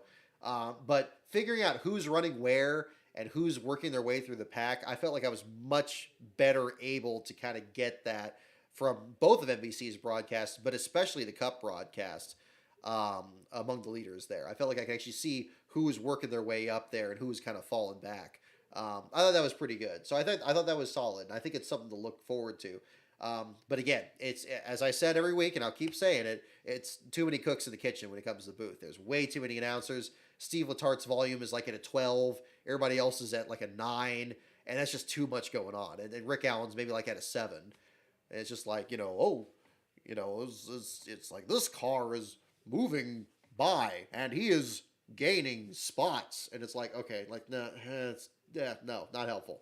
Like it's too much. And when any of these guys sound like they don't have anything to say, or they're just repeating each other, or they're saying the same thing but slightly different, it's just too. It's Steve is still so loud. I'm surprised so many people complain that Jeff Burton is too loud, and I've heard even people complain about Junior being too loud. I don't think so. I think Junior he spaces out what he does well enough. The problem more with Junior is trying to do the play-by-play, which I get the temptation. I'd try to do it too if I were there. So, but it is happening. But I think Steve Letarte is way too loud. Way too loud. But I guess that's just the way he talks. He's probably, you're a crew chief. Larry McReynolds was like that too. But somehow it seemed like with Larry McReynolds, it was balanced off a little better. I don't know how. I don't know. Just popping off at this point. But that's a whole other issue too. We'll get into our trivia segment here next, and then we'll do the show and tell things. I definitely want to do that here as well today. So we'll get that up for you guys. All right. So again, we're going back to the 1990s Trivial Pursuit thing here. We'll get some more questions. Thank you for our Alexander. Welcome from our Brazilian fan out there. Thank you for checking out the race. Sorry, Kyle Busch was struggling a bit there in the race today. He didn't have the best day, tangling with Cody Ware at the end of it. But he's kind of had a little bit of a slide these last couple of weeks. But hopefully things will kind of pick up for him. Alrighty. Yes, so here again are the categories for our trivia segment here to wrap up the show for this evening. Categories again are NASCAR, pits, teams, tracks, drivers, and the wild card. So go ahead and mention in the chat which category you'd like me to do here to lead off. Again, the categories are NASCAR, pits, teams, tracks, drivers, and the wild card. Those are the categories. Donnie Hodgkins, I see your question about Rise of the Field Fillers. I do have some updates on that as well. So we'll kind of have a little video interlude here while you guys pick which categories you want for the trivia segment here. I actually just received, and actually just another bunch of pictures from our good friend Brian Hallman at the BRH Racing Archives. Provided some great material for an upcoming episode of Rise of the Field Fillers here. Again, the Stanton Barrett episode is going to be the next one coming up. I do have 2 scripts that are now complete. I actually just tweaked them just a little bit more last night, and I'm hoping this week to be able to get those recorded. Once those are recorded, it'll just be a matter of editing it and getting the videos back up there at that point. Those 2 videos are actually separate from the Stanton Barrett episode. So I still am trying to get Stanton's interview. I know he's been busy this weekend, apparently on top of the Mid-Ohio race he had at the ARCA race. He also went to Road Atlanta, and he had a race out there. I believe that was today. I'm hopeful to get that in there. I am, at this point, it's been so long. I'm starting to weigh the options of just doing the video without the interview. Believe me, that thought has definitely crossed my mind because it has been a long time. I haven't given Stanton a deadline because I don't want to put too much pressure on him there, but I am hoping certainly by the end of this month to get it in there. I think if I don't get the interview by the end of this month, we're just going to ramrod it through and get that in, because by that point I'll have the other videos recorded. They'll start coming together, and I'm gonna have to make a decision about which video I want to post first. Of the three I have planned, I'd really like to get the Stanton one up there first, which is why it's been kind of a log jam, especially since the Mike Potter video. But that's where we are right now. And so I think the video will be fine without Barrett's interview. I just think there's a couple critical elements of his career that I don't quite have my hands around that I think I would really like to hear from him. And plus, we've gotten so close. At the end of May, we basically were setting a date and time for the interview. And I thought for sure we were getting it in there, and then just other stuff happened. And then, the other details there. So we're working on it. We're working on it getting there. I'm still hopeful that we're getting the interview done. I'm probably going to just try to, shake the tree a little harder and try to get that done here very soon, because I'm going to be recording this week. And hopefully hopefully once that happens, that'll open the floodgates. And between these 3 different videos that I'm working on here, we'll have at least one of them to put up, and then the other ones will be behind in short order. And I think that'll make up the time for that too. So that's what I'm working on that end there. So we are getting some more content for you guys. Big thanks to those of you guys who are in the Patreon. Again, my apologies mostly to them in particular, because I know a lot of them are doing month-to-month subscriptions for that. I know things are hard to come by and all that. And I know it's been a long wait for you guys on that. So I do appreciate those guys that are sticking around in the Patreon, patreon.com/LastCarOnBrock. I'm trying to come up with some other content in the meantime here, at least something here for you guys there for all that, because your support means tremendous amount to me, and you're very helpful on that. But I don't treat it as anything. If you guys are not happy with not having a lot of content in there, I totally get it, and I get it for sure. And then of course I'll let you know just the same as everybody else when we get some more content up there. And if that's the reason that you're in the Patreon there for that, that's perfectly fine. You're perfectly free to go in and out of it whenever you like there on that. So I know I get some questions on that, like, look, you guys don't owe me anything on that. So that's there too. And again, the other big thing that helps the channel, if you're not able to be in the Patreon, is just share videos like these. And again, it was great to see so many people in the show here tonight. We had 109 people here not long ago. We still got 87 here tonight. Thank you so much, everyone, for tuning in. And we're going to do a lot more here. So we do have more stuff on the way, and I haven't forgotten about that. And I'm very excited to make sure, very excited what we have coming up here too. I've actually had to kind of bite my tongue a little bit on a couple of projects I'm working on, but that'll be pretty exciting there for sure.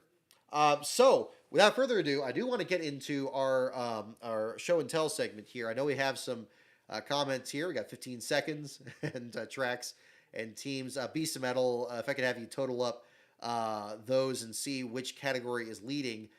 In the meantime, I have a very special segment here for our show and tell segment here. So earlier this week, I work at a small office about an hour or so here from Last Car headquarters. And this week, one of my coworkers, her name is Anna, very nice, is a very nice coworker there, brought up to me that she went to a 4th of July parade. And among the parades there was one that was by the Napa Auto Parts group there. And they had some giveaways. They're giving away stickers. They're giving away all this other stuff here. And she received the item that you're about to see, which was a NASCAR-themed item. Now, at first, she thought, like, oh, wow, this would be great. This would be like a toy. She's got a couple little ones at home. She could, something she could bring back to the kids. Then she found out it wasn't a toy. So she's like, oh, my goodness, I don't know what am I going to do with this? I mean, who do I know that's into racing? And then it's like, oh, well, wait a minute. What about that guy with the what about Brock? He's got the Last Car bumper stickers on his car at work and everything. So Anna reached out to me this week, and she was really cool, and she brought this in, and I want to make sure to show it to you guys on the show here tonight because I was very touched by it here. This item here is, check this bad boy out right here. This is an artistic rendering of Eric Holmes' K&N West Series entry from the Bill McAnally team. As you can see, it looks like almost like a toddler toy, like if you roll this around, but it's just like it's like a resin model and a very durable one here too, with these kind of cartoonish looks to it here. But it's a beautiful model, and I've never seen anything quite like this. Apparently, these were made in 2010 to commemorate 20 years of the McNally team winning races in the West Series thing, and it was just the craziest thing. And it's just, yeah, it's got this great. Let me bring it a little closer to the camera so you can see it a lot better. But it's got this wonderfully aggressive stance and this kind of Toontown look to the wheels there on it, and really nice detail on it. Like, you got the details on the back of it here. So yeah, let me bring the camera a little bit closer here. You can kind of get a better view of it. There you go. So it's got like Holmes' name on the roof of the car. I think this is, yeah, again, like I'm sure it's a 2010 car. But again, it kind of got the pattern there on this one with the Napa Auto Parts logo. Kind of, well, I mean, actually, kind of with the theme today with the Napa car winning the race. So yeah, she got this at a parade, if you could believe that. I mean, that's pretty crazy. 4th of July parade. The Bill McNally shop's actually not too far from Last Car headquarters here, which is why they had a presence there. And yeah, it came. It came also with this neat little board that you can put it on, and it's got like a nice little thing here. So it's got that look where it looks like it's peeling out. So you got kind of a nice setup there. So it's a wonderful display model. I'm looking to, I have already a space for it here right behind me here at Last Car headquarters. But hopefully we get a more permanent setup here. We're definitely gonna have to make this part of the show here, along with Mark's sign there with the "Let's Go Racing" sign and the Mountain Dew Code Red hat and some of the other things here. But just a beautiful, beautiful model. I've never seen anything like this on here. So big thanks, special thanks to Anna here for the show. And really couldn't wait to show this to you guys here on the show here tonight. So again, a throwback to a bit of West Coast racing here with the McNally effort. I have the box right here. See, it came in this big box here, and you would think, again, from this, I would have thought the same thing. I would have thought it'd been like a toddler toy or something, but it's just this model of it, and it's got pictures of like past McNally teams that have won. Austin Cameron, Eric Holmes, some of the other guys on there, Brennan Gaughan, Brian Eichler. So really kind of a neat deal. I don't know if they ever made this with other teams or if this is just something that is local here on the West Coast, but a wonderful model. And I definitely wanted to kind of feature it on the show here tonight. So we'll kind of get that checked out here. But yeah, it's Benny the Cab. Exactly. That's what I was thinking. Yeah. Like Who Framed Roger Rabbit. She was just describing it at work. And then I was like, well, that sounds interesting. Bring it by and we'll look at it. And she brought it by. I was like, I have never seen anything like that before. I thought that was just the coolest thing. So, yeah, definitely wanted to show that on here, and we're gonna find a good spot around here somewhere. I had it on the pyramid back there earlier. We're gonna find a good spot for it, and that'll be another fixture here at Last Car headquarters. So yeah, what's it made of? I don't know. I assumed it's like a resin here. It says it's hand painted, and it's got the Bill McNally graphic on the bottom. I think it's just the copyrights on the bottom here. Yeah, but it's not a real light. It's not like glass. It almost feels like clay, like real heavy like artist clay. But it's again wonderfully done, wonderfully done. I've never seen anything like that, and I definitely want to find a good place there for that too. So yeah, but we had a great discussion on that there too, and yeah, so we had that by work this week. So there we go. Well, I'll tell you what, let's get into our trivia segment here on the show here for tonight. Yeah, everybody tune into a parade. You never know what the sponsors give away. Exactly, yeah. I was surprised too. It's like, wow, yeah, a giveaway there? That's incredible. So, yeah, she that was what they had over the 4th of July weekend there. So, yeah, Paperman, I'm with you too. I've never seen anything like that either. So let's see here. Where are we on here? We got, I think other, let's see, which category do we have lead? Oh, thank you, Beast of Metal. Drivers with 5, NASCAR with 4. Is that what we have mostly here? We could do drivers here for that. Yeah, isn't that crazy? Yeah, they should have that. If they had those at like at I guess it would be tricky if you buy it at track because then you'd have like a hard time because the box is pretty big. I mean, I usually bring a backpack to the track in case I find anything there, like when I'm walking around. But this would have fit. This would have been very difficult to fit in the bag, so that would be another thing too. 69 people, nice. There you go. There you go. You owe your coworker some coffee or something. I offered a trade. I actually had another Napa car on hand for the little ones there. If she was looking for a toy there, I asked her and she said, "Look, it's like no, we got plenty of cars at home. Like we're good." I'm like, okay, if you insist. But yeah, there's definitely I definitely owe her one for sure. So there you go. Let's see here. Which category were we again? We had drivers with 5, NASCAR with 4. I think that was yeah. How big is that box compared to 124th? It's probably a little bit less wide, but it's taller. It's definitely taller than one. If you put, you could probably fit a 24th in here, but yeah, it's well, I mean, compared to the Trivial Pursuit thing, it's about it's about as well. It's a little bit shorter than that thing is long. But yeah. Oh, hang on. Maybe there's a thing on the bottom. It's made by Coins and Company or Monster Rides of Minneapolis, Minnesota. And it still doesn't say what it's made of. Yeah, I would guess it's very dense. It's very heavy. It's almost like a really good paperweight, but it's wonderfully stylized though. So very very surprised there.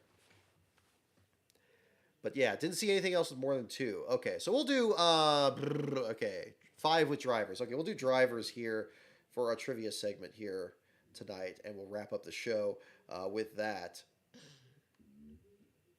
Alrighty, first question for the evening. What driver dominated Speed Weeks in 1962 by winning every single race he entered?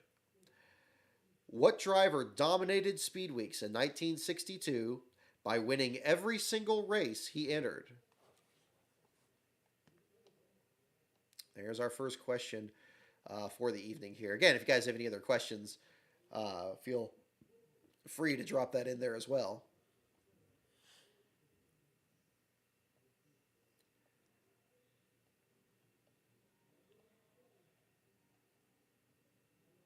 Yeah. So there we go.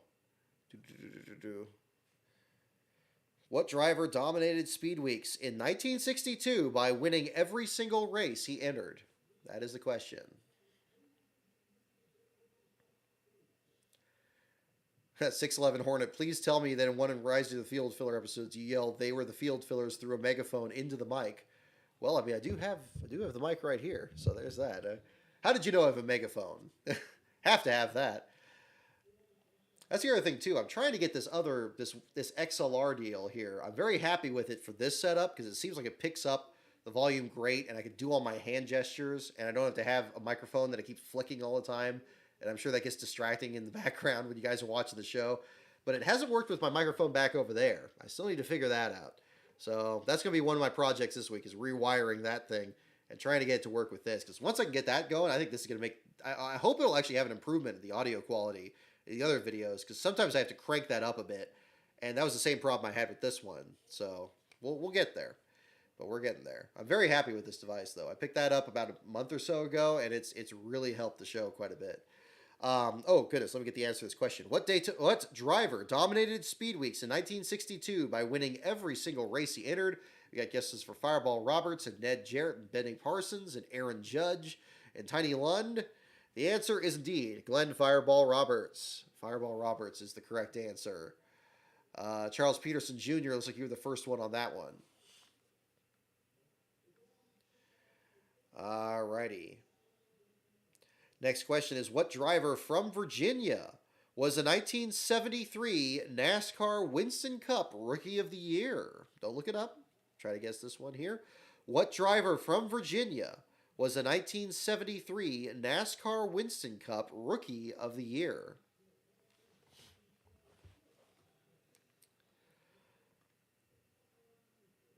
What driver from Virginia was the 1973 NASCAR Winston Cup Rookie of the Year? That is our next question.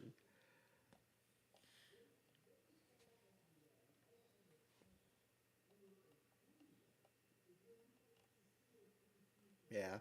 No, I've had good fortune with a lot of my coworkers. I don't know if I've made them racing fans or if they just kind of find racing stuff along the way around the same time. Because I had my previous coworker when I worked at the hospital. She got me a Kyle Larson hat for my birthday when he was driving the 42 car. So I had that. I was wearing that one to work there for a bit. So that was cool. But I like to think I bring more people into the sport. I always try to do that just about any group I'm in. I know one of my other coworkers usually stops me and says like, it's like, wait, I tuned into the race the other day and it was like it was a road course, but it was raining, and it's like, oh, okay, oh, you saw this one, and so we got to kind of talk about that. But that was pretty cool. I don't know if he saw this one. Hopefully he did. This one we'll find out this week. What driver from Virginia was the 1973 NASCAR Winston Cup Rookie of the Year? We got guesses for Childress and Gant and Jody Ridley and Butch Mock and Ricky Rudd and Hamlin and Cecil Gordon. Yeah, James Hilton sounds logical, but I could have sworn he was the runner-up in 71. So, okay, here we go. What driver from Virginia was the 1973 NASCAR Winston Cup Rookie of the Year? The answer is Lenny Pond.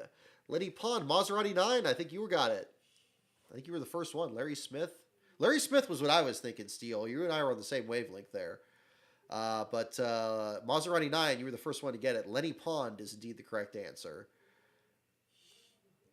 Won his only race at Talladega in 78, I want to say. We should do a baseball trivial pursuit. I don't know. Maybe we should do another theming show. I almost thought of doing a stream. Well, actually, I'm going to save that idea. I'm not going to spoil it. But I almost had something along those wavelengths that I was thinking of. But, yeah.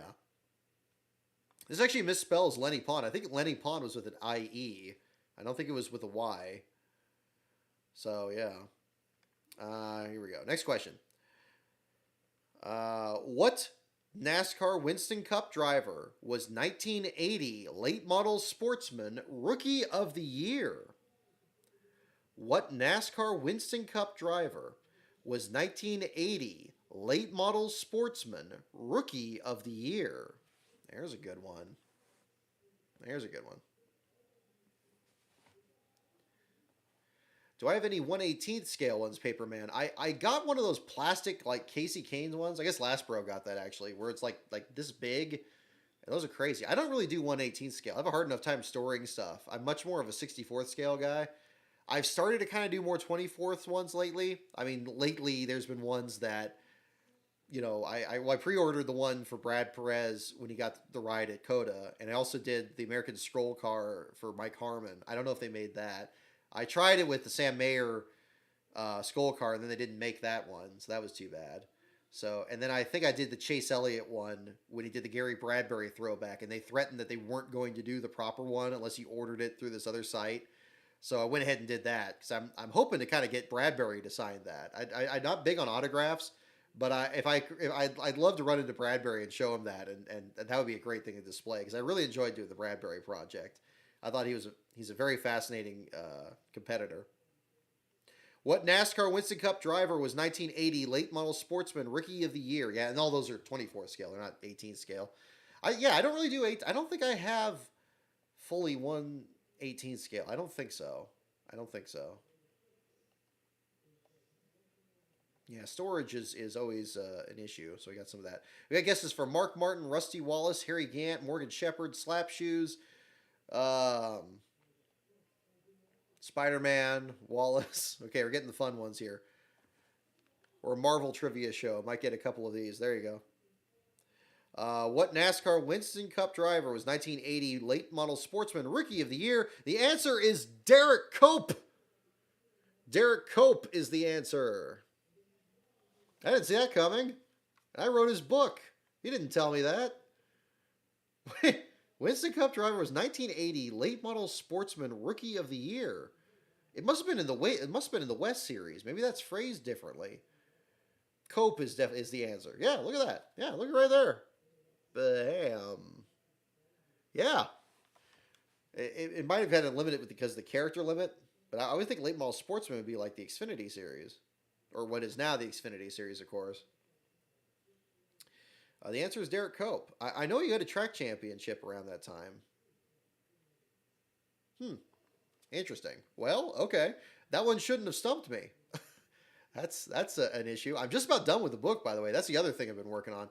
I'm currently at the point we are now is still with the cover illustration. I work with a couple people on that, and we're getting that one set up. So yeah, would never have got that in a million years. Yeah. Yeah. Okay.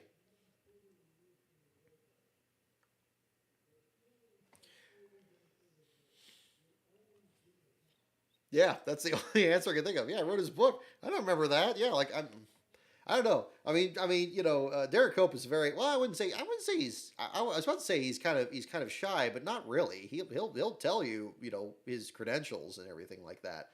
I don't think he's braggadocious at all. I think he's very professional when it comes to that. But I'm gonna have to look up my thing on that. Okay, who? Next question here. Who is the only active driver in 1998 with more than 30 years of experience? Who is the only active driver in 1998 with more than 30 years of experience?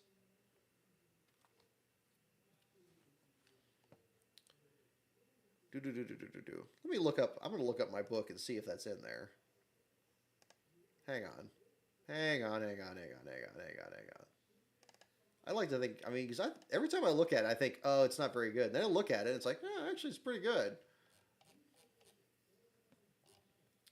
Okay,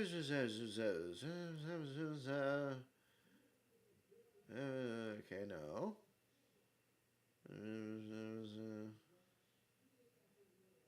Okay.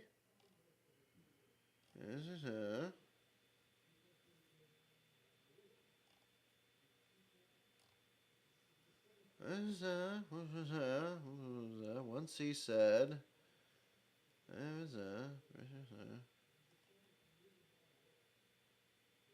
increased or says,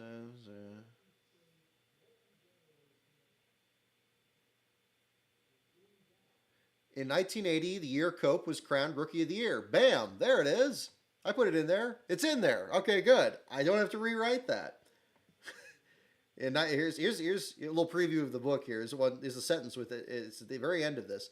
In 1980, the year Cope was crowned Rookie of the Year, the young driver beat Don Dowdy in a race at Portland. This gained the attention of Dowdy's team owner George Jefferson. Boom. Okay, yeah. Hey, on page 6. Okay, good. All right. Whew. Well, that's a close call. I didn't want to have to get completely caught on that. Oh, all clear and inspection?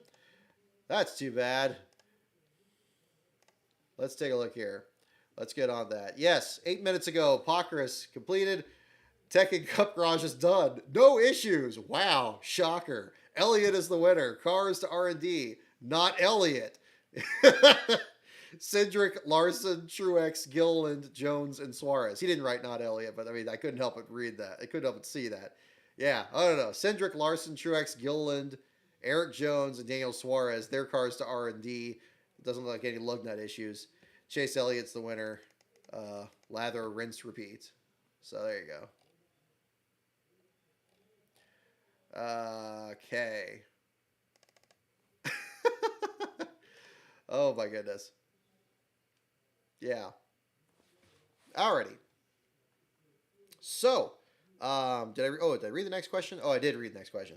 Yeah, who is the only active driver in 1998 with more than 30 years of experience? And I guess guesses for Jaws, Dave Marcus, Waltrip, Marcus. A lot of you got it. Is indeed Dave Marcus. Dave Marcus is the correct answer. Joey Fairbanks, looks like you were the first one on that. When do I think the 2023 schedule will be released? Not sure on that.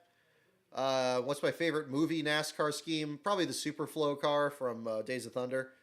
Although I like the city, I mean, once I start thinking of one scheme from Days of Thunder, I think about how much I like the other ones. But I think I usually start at the Superflow one. Although I do have the City Chevrolet car on the back of my computer. I probably should have put the Superflow one on there instead because I think I have more die casts of that car than I do the city. Well, maybe not. Not sure. Yeah, here. There it is. There we go. So we got that one on there. I don't know how well in focus that was. I'm not sure when the 2023 schedule will be released, but it'll be interesting to find out. Yes, indeed. BJ McLeod will be your article for this week, and we'll find out on that. If Chase was disqualified, did you really want Chastain to have gotten the win? I picked Chastain in my fantasy pick, and my last bro picked Elliott, so yes, I did. I'll admit that. But now he's gonna bite into my point lead going into New Hampshire, and we'll see. I usually do pretty good with New Hampshire, but hard to tell. Oh, are you talking about movie schemes in the current Cup series? Yeah, I mean, yeah. If they talk about that, yeah, Larson's Lightning McQueen scheme was good. I think I like Boyer's better. The numbers looked a little better, but I don't know. He also ran really well in that one, so that was good. Let's see. What driver's first win was in the 1983 Winston Western 500, his 117th start? What driver's first win was in the 1983 Winston Western 500, his 117th start?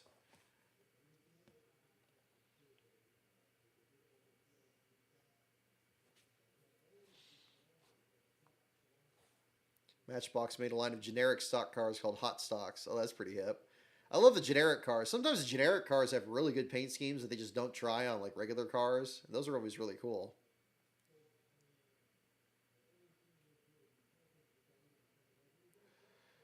Alrighty. Kyle Busch's Transformers scheme. That was pretty good. The M&M's one. Yeah. Unfortunately, it got beat up pretty good.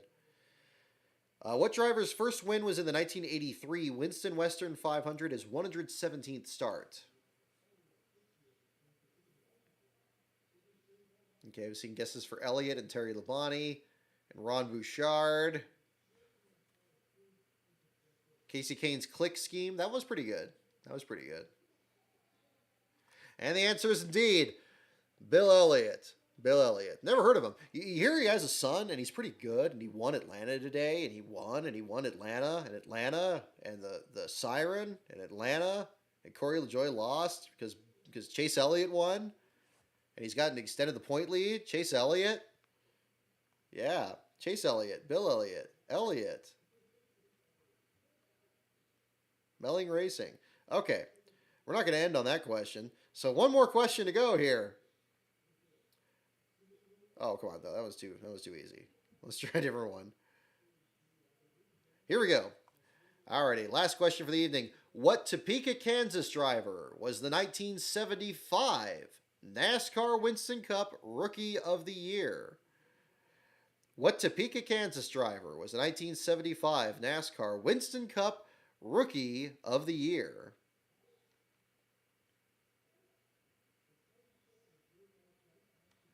Don't forget he has a pool room. Oh my goodness. How could I forget?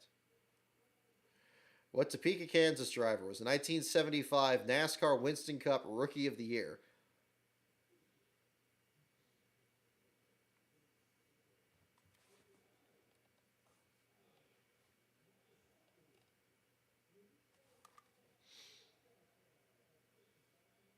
Last question for the evening. What Topeka, Kansas driver was the 1975 NASCAR Winston Cup Rookie of the Year?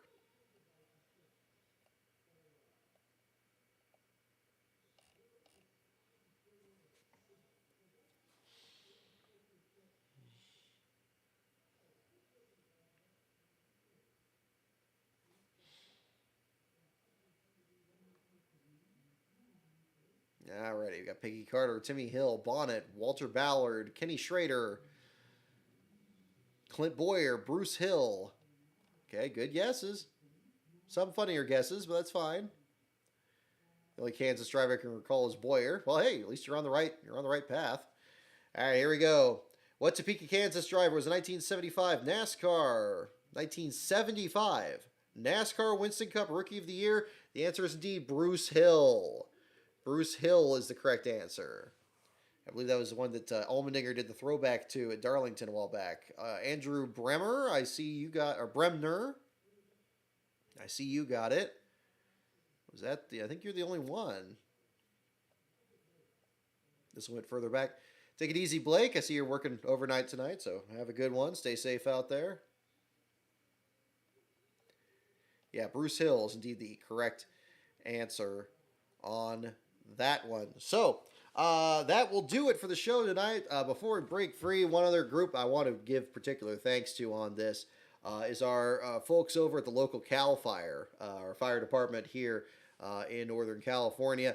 The Electra Fire started on Monday, forest fire that started about 15 miles southwest of where we are right here. And the department has worked very hard this week. They have now got up to about 80% containment. So I don't know if any of them are watching the show or anything, but I definitely want to offer my sincerest thanks to them for all their hard work. Actually, for the first time, the Cal Fire Department has actually done overnight missions there with helicopters and so forth, quelling the fire that was been to the south of us there. It sounds like, thankfully, it was able to be taken care of before any structures were threatened there. So it's been positive news on that. I haven't made a big thing out of that on social media this week, but it was a bit of a. I will admit it was a little bit nervous earlier this week, but again, we got some great folks up here, and it's good to see you there at the same time. So I definitely want to offer my thanks to them while I have this platform here for the show tonight as well. So in the meantime, that will do it for the show this week. Congratulations again to Chase Elliott on winning at his home track. BJ McLeod will be your last place finisher for tonight's article, so we'll have some more information on that in the article later tonight. In the meantime, at Last Car on Brock is my Twitter feed where you can see me rage about broadcasts and everything in between. Patreon is patreon.com/LastCarOnBrock, or right here on this YouTube channel here for other content that is coming up, hopefully in the not too distant future. In the meantime, our next show is going to be after next Sunday's race in New Hampshire. We'll talk about the Xfinity Series and the Cup Series at the Magic Mile and the push towards championship cutoff race. And then, just over a month here is coming up. So have a great week, everyone. Stay safe out there, and we'll see you guys next week here from Last Car headquarters. Take care, folks.